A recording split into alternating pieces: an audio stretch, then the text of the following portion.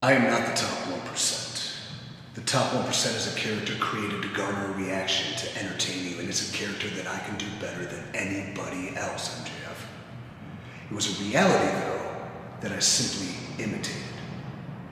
There is a true top 1%, a power hierarchy, a charlatans cabal who have entered us into a creative totalitarianism. They abhor free speech. They punish you for revealing your true self. And then they wash their hands of you when a worldwide pandemic affects their bottom line. I accept that. Do you? Reject their narrative. Reject their falsifications of history. Reject their commands for obedience. Free yourself. You have been warned.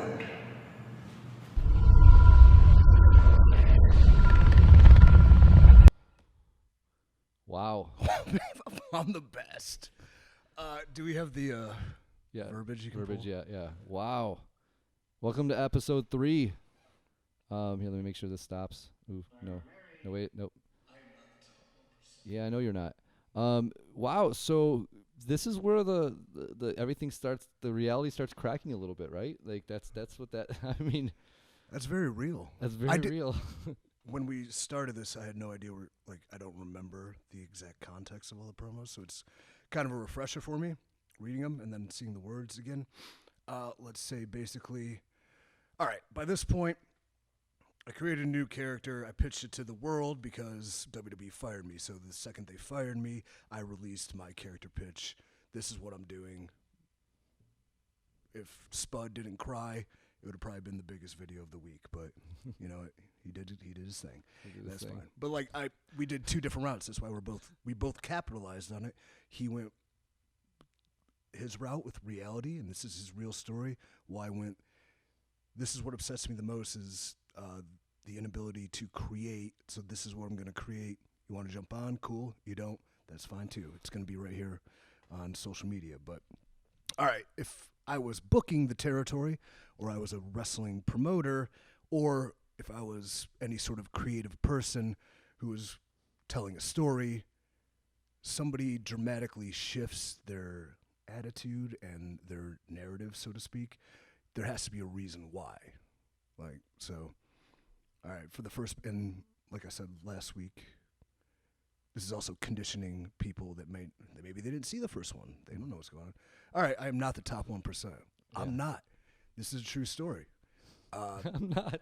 You are not. You are as blue collar as they come. I work hard. I was not entitled to very much anything. But as I'll get to the actual top 1%, the character has to start the deconstruction of his past. I am not the top 1%. Flat out admits it. The top 1% is a character, okay, that could garner a reaction to entertain you. What is this?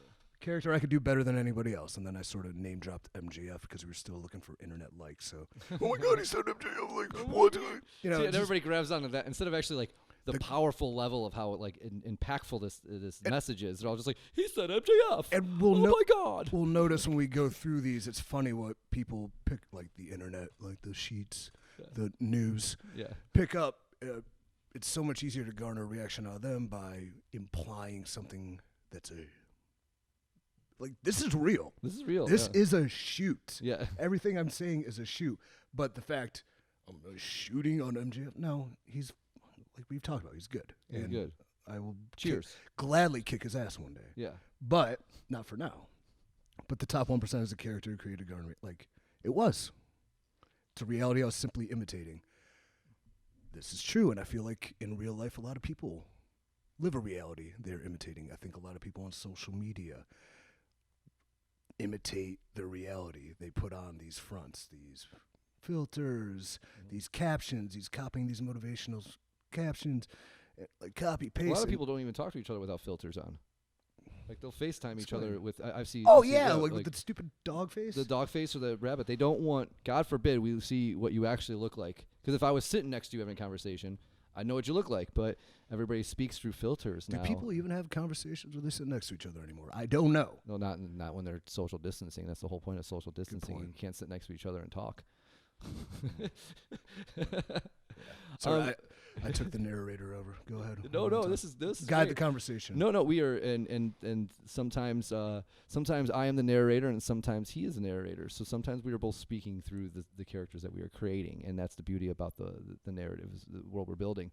Now that was a reality you were simply imitating. Now the top 1% thing was the song and everything, and it was just very much like, here's a machine taking a character, and output is a top 1%. Yeah.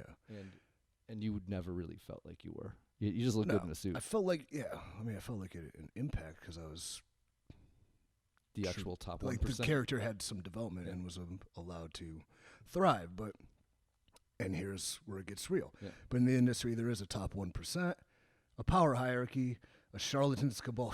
That's such as good. Let's say this one: a charlatan's cabal who have entered us into their creative. Say that word for me. Totalitarianism. God. And as Huntley recorded with me, I think I messed that word up about 7 different ways. It's a hard one to say. Totalitarianism. Didn't Huntley Huntley's behind the camera right now, just laughing. Yeah.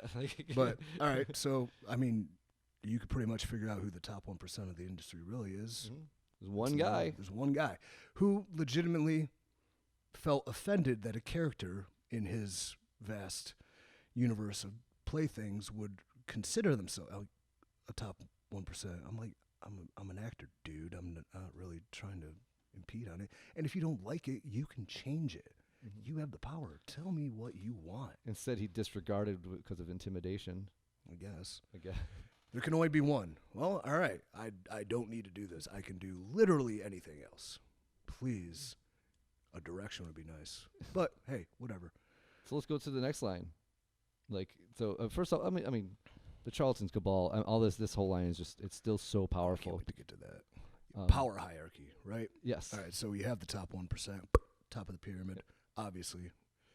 But then underneath them, there's a power, like in anything, in politics, in corporations, in religion. Every boss has a boss. Yeah, there's a hierarchy, and then it trickles down. So power hierarchy from the top 1% of the industry goes to stoogey yes men that do his bidding, and then therefore they have their stoogey yes men, they have their stoogey, and it's just a charlatan's cabal. Look up the word charlatan. I'm gonna do it right now. Okay. And then cabal comes from the term like it's just a group of. Oh, this is so good. A charlatan is a person falsely claiming to have a special knowledge or skill. A fraud. Ooh. Ooh. Yeah. A whole cabal of a fraud. A fraud cabal. Cabal's like a drug cartel. Yeah. They're just a group together. Shooting at poison. Yeah. Actually, what does cabal mean? Specific. I mean, I know what it means. Like what the actual... We're working with definitions here, kids. Literal definition of cabal. A secret political clique or faction. Oh, man. Ooh. I didn't even use a thesaurus for that. That word naturally came to me. Same with totalitarianism. It's just that I can't say it all the time. It's a rough one to say. It really beats up the enunciations. But a charlatan's cabal, that's, I think, something that everybody is when everybody says they, that's what a they is. Yeah. When it's like them and they, that's what we're saying when we say they in any conversation. Now, you want to say the next line? No, go ahead. The arbiter, I can't actually pronounce They this abhor free speech. Abhor. Which is just a cool way to say they disagree with it. They don't want it. Mm-hmm. They punish it. Yes. Which is the next one, right? Yeah, punish you for revealing your true self. Yeah. And maybe not entirely true. We want more reality. We want more reality. Do you? Okay, here's do you even know what reality is? Yeah, here's what reality is.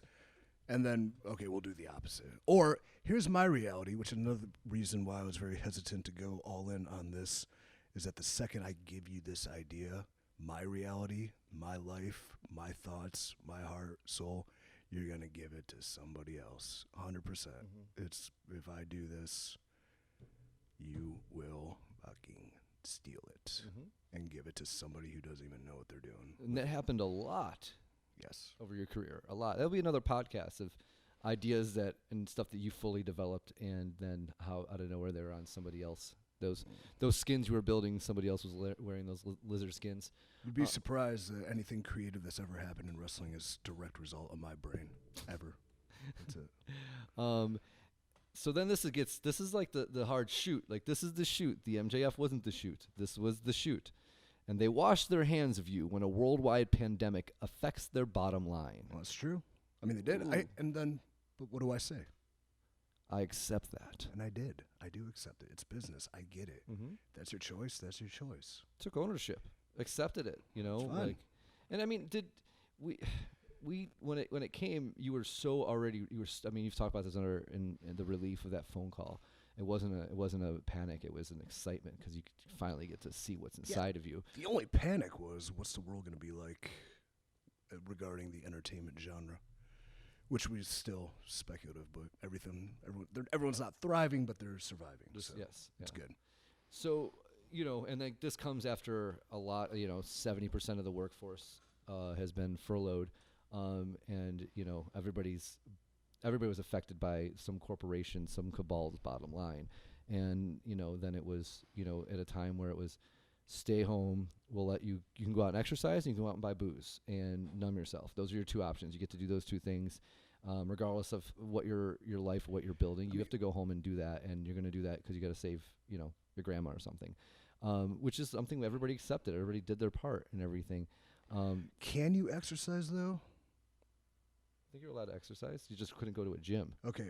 Well, you're allowed to run on a trail next to somebody, but you couldn't talk to them. Just because there's this guy on Instagram who I've seen on the news, Ian Smith Fitness, at Ian Smith Fitness. Ian Smith? Who owns this gym in New Jersey, and then the government keeps trying to shut him down, the governor and stuff, and then he keeps at Governor Murphy's favorite gym. So, he's providing health and wellness to people when that is a proven cure for what ails us is health and wellness, and he's not allowed to run his business, and they keep, it's a cat and mouse game. The best stat of all that is he's had 1,000 people come through the door and not one positive COVID. Yeah. And they keep on shutting them down. So, that is a thing of it's, we live in this promo itself was, not that, it was 6-7 weeks into the new world. And it was to me, it spoke so much. I wasn't a part of producing this. You did this with Huntley. And to me, I was I was so excited that someone was finally speaking out of hey, we from the top to the bottom, everybody kind of got let go for the bottom line, and it was so the corporations can still thrive, but the working class can't. Yeah. Regardless, it was going to thrive with or without. But like I said, I accept that. Yeah, I was wanting to not be there, so it worked out. But a lot of people didn't accept that, and that's what comes next. A lot of people complain, I love you guys, but wrestling fans sometimes seem like they hate it the most when they watch it. Yes. And I get, shit, we're talking about Lost. I watched every episode, but boy, did I start hating it towards the end, but I still watched it to finish, so I understand. Yep. It's not a hate watch, but, I'm very critical of the season 4 and season 6 and the ending. Oh, my God, what a dump. But when wrestling fans, they complain, and I can't believe they did this, and this. I can't believe they let go of so many people when their bottom line is not going to be affected because they're making more money than ever. I accept it. I don't care. That's fine. But do you? Mm-hmm. What are you going to do about accepting it? This is a call of action to you. If you really feel passionately about something, reject their narrative. Yes. Don't listen to their stories. Reject their falsification of history, which is huge to me, and a cool shirt on www.freec3.com. Reject Fall History is a great one. Reject their commands for obedience. They know. They know you will be there. They know you will tune in. No matter what. You're always going to be there. You will never leave. They know that. So until you do, you can complain. It's freedom of speech. But know that it really doesn't. In a world of protest. Yeah. Protest their narrative. Reject it. Say, hey, if you don't like what you're seeing, then don't watch it. Find something else to watch. There's plenty of cool things. Read a book. Write a book. Binge watch Lost. It's great.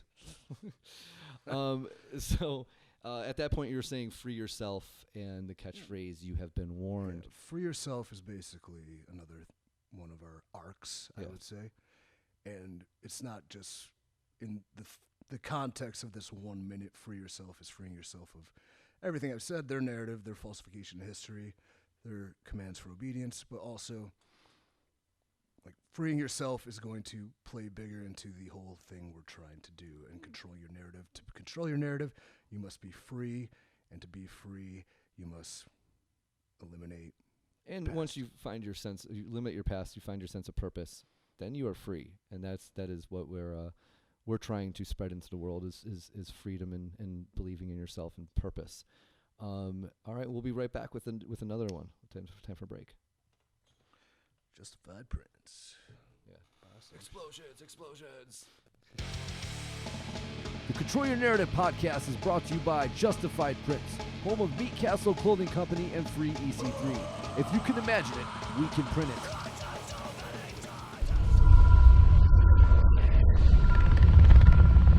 I see in this industry some of the strongest, smartest, most capable people who have ever performed. I see all this talent, and I see it wasted. An entire generation putting their bodies, their souls on the line to entertain, and for what? Money? Fame? Passion? There is no purpose for what we do because we've been told that if you work hard, you pay your dues, you do the right thing, that you can live your dream. But our dream is policed by a dark room within a corporation. Our dreams have become nightmares. I've realized this. And now, I have nothing to lose. You have been warned. Jesus, I forgot about that finish. Wow. The Huntley trick. A little Huntley trick. Ooh, man, that finish. Yeah, I forgot about that one too. That's good stuff. That's a call to action. That's a real story. Everything's real. It's reality based. It's our first sort of hit piece on nostalgia. It's our definite quote shoot on end quote the way things are, because paying your dues and all that, you're told, and it doesn't matter. Yeah, set up the ring, tear down the ring, hand out flyers. That's all you're paying your dues. It's gets you so far. It's a low ceiling. It plateaus, man. You have to do it. You should have to do it. But if you didn't and somebody chose you anyways, it doesn't matter. Well, you can compare it to, like, let's say you get into the armed forces and the military. There's a certain dues you pay to work your way up that ladder, but they reward it. You can have a future in a career there. Where the wrestling industry, it's like, if you make it on your own, damn you. You make it on your own, damn you. We're going to buy you. We're going to put you out there. But then we're going to make sure you hit a plateau that is we don't want you to be that top, tier. It's That's a perception that a lot of people not inside of it have, and I see now why, because it could be true, or it could, like, a lot rests on the individual too, so I don't always want to rail against the creative or the corporation, because a lot of people aren't capable of it. So I get it both ways, and I accept that. You mentioned the military, though, and in the military, comparison, another thing railing against, paying your dues, that, and that. That's the definition of a good soldier for what we do, if you're a good soldier. But the thing is, like in the military, if you're a good soldier, and you're a great shoulder too, buddy. if you're a good soldier, what happens? You get shot. So you are expendable. You are cannon fodder. You are put in front of the line because they know you are obedient and you will do what is asked of you without any questions. And that's a good, strong mentality to have, but it also can work against you. So find the balance. Yeah. So I've seen in this industry some of the strongest, smartest, most capable people who have ever performed. That's just true. okay, like in this era, 2020, Man, I've been doing it for real talent out there. There's so many good workers. There's so many good characters. So many creative people. I've literally seen that. Are they some of the most? I don't know. That's just. This is more of a call to action too, because I didn't want to start making this all about myself. I don't think you can change things when if I'm out there complaining about what happened to me, if that's how it comes off, no one gives a shit. Shut up. You suck. You got fired. You're terrible. But if it's a call to action for a vast majority of us all who feel this way but don't say it, that's true. I see this talent, this potential, and I see what it is. I see it for what it is. Wasted. Again, like we made the nostalgia comparison last week. Like all these guys, week in and week out, bust their ass, putting their bodies and souls to entertain us for what? Yeah. For what? Yeah, for what? And then, okay, that's kind of a call to action for them, right? Why did I do this? Why did I come this far? Did I want money? Of course. I'm not an idiot. You need money. You want money. Do I want fame? We've talked about fame. I don't not want it, but I'm not seeking it. But a lot of people seek fame, which kind of sickens me. And then passion. Passion's the reason I do what I do. A lot of other people do what they do, along with money and fame. But I wrote a song once called "The Passion" in one of my old bands, Youth Forgotten, and I thought of the passion as like a deadly sin. Is that your passion is what drives you to drive 4 hours to get on stage and play in front of 40 people. It drives passion can become an obsession. Where I need to break into business so much. I'm going to drive 8 hours and hopefully I can take a light tube at the opening of a GCW show. That's what people do for you get obsessed with a passion in your head, and you let it control you, and it is a deadly sin.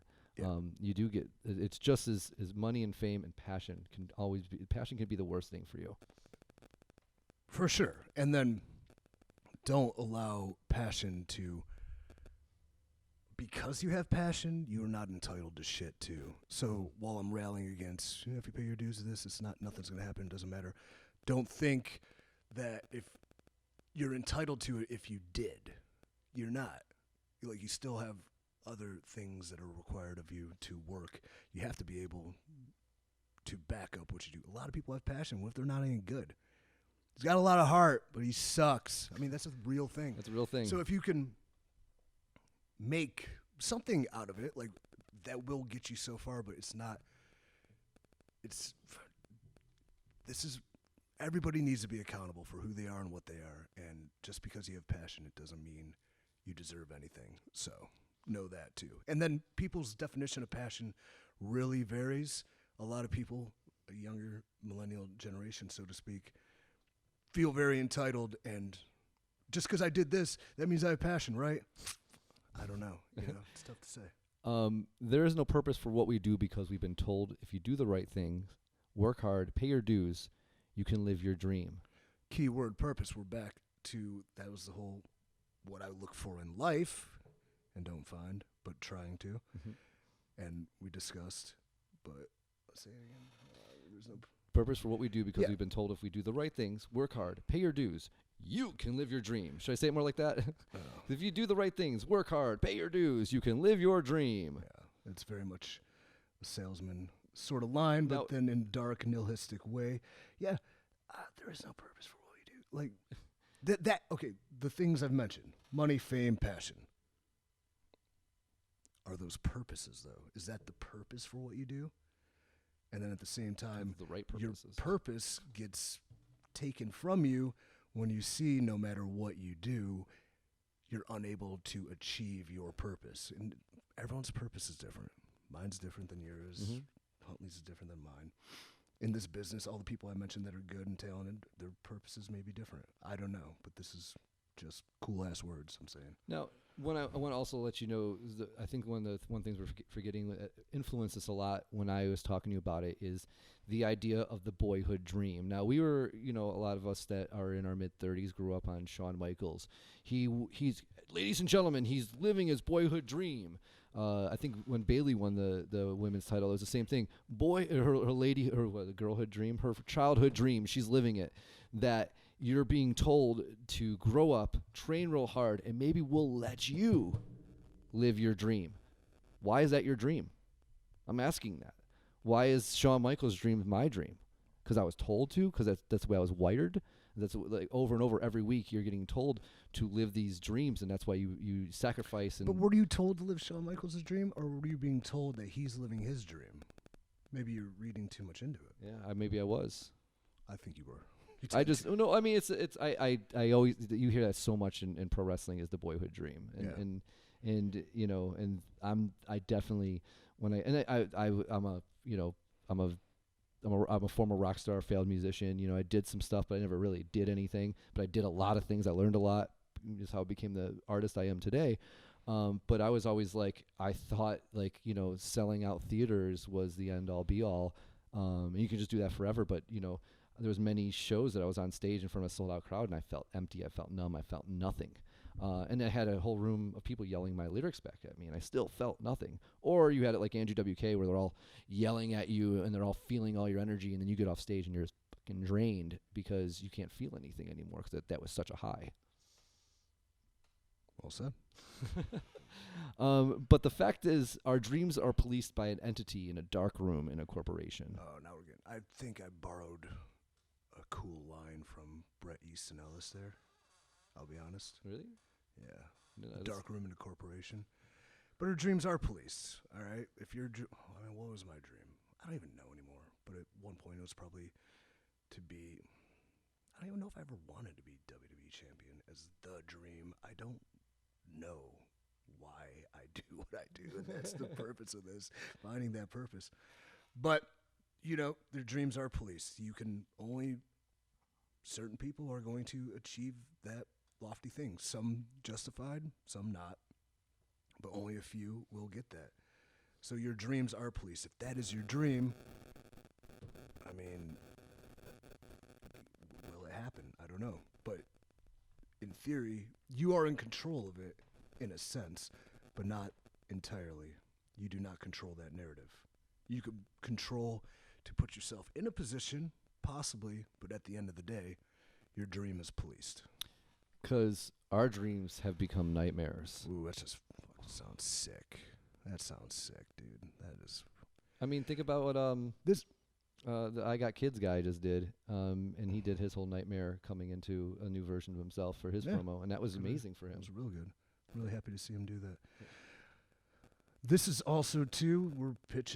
I'm pitching a character, and like, why is he so angry and violent and raging and angst-ridden? Well, the dream he's had has become a nightmare, and it has. It was my last year doing it. It was an absolute nightmare. Every day was awful in my head. I'm not afraid to say it. It sucked. Dreams become nightmares. So what happens when you want something so bad and you strive for something so bad and you get to a certain level of it, but you look around and you just hate it, and you hate the person that made you become, and you hate everything you have to do with it, and then you're physically hurt now because you don't feel good about what you do, and you can't converse with people. Like, you can't go home and turn it off because you care so much. But when you go home, you're thinking about that, and it puts you in a bad mood, and then you're lashing out to those that are close to you. Like, you can't turn it off. It's a nightmare. Yeah, start alienating and lashing out, definitely. So I've realized this, and I have nothing to lose. That sounds cool as hell. Like, this guy's pretty much saying, which is me, I do realize that. And by putting this out there, I do have nothing to lose. In reality, if this is a character on a television show, what's more dangerous than a man with nothing to lose? Yeah. Nothing. He's the fucking Punisher. Yeah. Like, I'm going to murder everyone that wrongs me. Like, what else? Like, who cares? Well, I don't care what happens to my physical well-being, my mental stability, my life in general. I have no family. I have, like, 2 friends? Yeah. They're here. Like, you know? I have nothing to lose. So what's more dangerous than that? Nothing. I will fuck your shit up. And that is a character that people seem to like. Pay attention to, because and especially, you know, you're not there for the star rating. You're there to fight. Yeah. And you know, I will. It's not about winning or losing. It's about fighting, and he's gonna win. I will gladly sacrifice stars to have present something different to the viewing public than the same old shit. I'm so sick of it. I'm so sick of paint by the numbers. Everything's the same. Every move's the same. Everyone looks the same. Everyone talks the same. And if I get the ire of certain individuals who have a platform, that's fine. I accept that. But I'm not fucking around anymore. This shit needs to be different, and I will provide it. Great. Now, do you you have any? I'm just like, great. That's what exactly. That is exactly what I want to hear. I think everybody listening or watching at home is like, yes, that is the essential character that we're all begging the world to give us. Now, you said you had a story of the narrative. Like, we want to share some stories. You want to take a break and we'll go take a break? So okay, let's take a look at that Justify commercial. All right, let's go take another look at that Justify commercial. All right. The Control Your Narrative podcast is brought to you by Justified Prints, home of Meat Castle Clothing Company and free EC3. If you can imagine it, we can print it. Now, this is going to be hopefully a repetitive segment on the Control Your Narrative podcast. We want to actually get some feedback about how we are helping others control their narratives. So, EC3, can you lead us into a little bit of this? This was never an intent. Like, I hate people, like, self-praise sucks. I fucking hate it. But I never intended what we're doing as far as a character to actually resonate with people. I think we talked about that. That's why there's some responsibility with this, because people have reached out to me, and it's very easy to think you're a star on social media. All you need is, like, I can look at my mentions and so-and-so thinks I'm great, so I'm great. It's not true. But I've noticed a difference in what I read from fans and friends on this sort of character. So the first time we did this, someone reached out about my concussion story. Correct. And then, so he reached out and he said this, and he allowed me to share it, so we'll see. It's Robert Jones, and he said, I suffered multiple concussions back in 2016. I underwent many of those same feelings and numbness from medication you described on your podcast.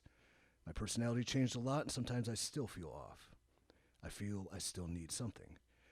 I heard you mention the same on the podcast and that ask fans to contact you. I'm asking for homework. Oh. I was wanting to inquire about that because your podcast resonated with me. I'm always willing to learn from others and maintain an open mind, so if you could share anything with me, I would greatly appreciate that. Thank you for your time. Thank you, Robert. And I responded, tell me how you got these concussions. I was like, I was in a hit-and-run car accident. Ooh. We were rear-ended at a stoplight. I've had some before while playing sports. I'm sure we all have. This one was different because it lingered for a long time. I know that. A couple months later, I sustained another one working, then another playing a pickup basketball game. After that, I went through this really dark depression, ended up in therapy over a year. That's why your podcast resonated with me. I appreciate using your platform to talk about your concussion issues. It's inspiring to many people. Had no idea. You mind if I share this? Well, I wouldn't mind. I'm like, is there anything else you'd like to cover? And he says, if it helps others, this will be great. The only thing I would add is that if something like this happened to anyone, embrace the change. Figure out who they are now and not be consumed with trying to get back how you were before. You can come out of this better. And that's great advice for the world right now. Yeah, that was better than what I was going to say. That's really good advice for the world. Embrace the change. Yeah. But, man, we had a very similar story, and I didn't realize that it would resonate with people. But with concussions, they vary. They really do. Like some, it goes away immediately. Others linger for a little bit. One I had lasted for months, and I never felt the same and took a lot of therapy and things of that nature to get over. And then even the therapy didn't help. It actually, I think, made it worse. Not the therapy, but the medication. So Robert has a similar story. I'm glad he let me share it. I didn't know we had such power, so it's just bringing attention to that. Robert wants homework. What can we give him? Well, he's already doing a great job because he has a positive outlook on a very horrific accident, especially when that happens in a car. You know, that's just terrible. Homework for him. Usually our standby homework is write a letter to your either someone that betrayed you or yourself. Yeah. What should he do? He seems to have a positive outlook. So I would rather him find the one person that he cares about that person might not even know he cares about him, and sit there and help them, guide them. Like take the fact that you controlled your narrative and you got through this concussion and help them help them in this new world. I think everybody right now is very lost on even what part of a pandemic or quarantine or lockdown are we allowed out. We wear a mask. Everybody's just kind of confused. I think it's reaching out. Your homework is to reach out to the one person that you see as the most lost, and they might not think that they're lost, and help them find a little bit of sunshine. Well, and since we're calling this basically on the fly, are we issuing this homework to anybody that watches this? So this is Robert's homework, and anybody that can do this and send it in, send this in. We want to know. This is our only way of knowing. We don't want to have a mention on Twitter about something like this. We want you to send this in, and we want to discuss what you went through. Because maybe helping someone control their narrative and helping them see light in a very confusing time might be a hard thing to go through, and you might learn a lot about yourself through it too. Yeah, DM me, but I might not see it, or DM at Free the Narrator. Yes. On IG would work. If I leave you on red, don't fret. Like, I'm busy, so I can't respond all the time, but I'll try. Yes. And I mean, regardless about the DMs, and like I said, at the Free EC3 or at Free the Narrator, you hit me up. We're very busy building this narrative and justified prints, and this is stuff we talk about as we're printing and as we're creating things, and this is the stuff that motivates us to work harder and do a better job. So thank you. Yep. I think that's it's pretty good. Yeah. So once again, check out freeec3.com if you want to get any wearable propaganda, and then subscribe to us on Apple iTunes, Spotify, anywhere where you get your podcasts, watching this on YouTube or Facebook Live. This has been a very rewarding experience thus far. So keep up the good work out there. All right. See ya.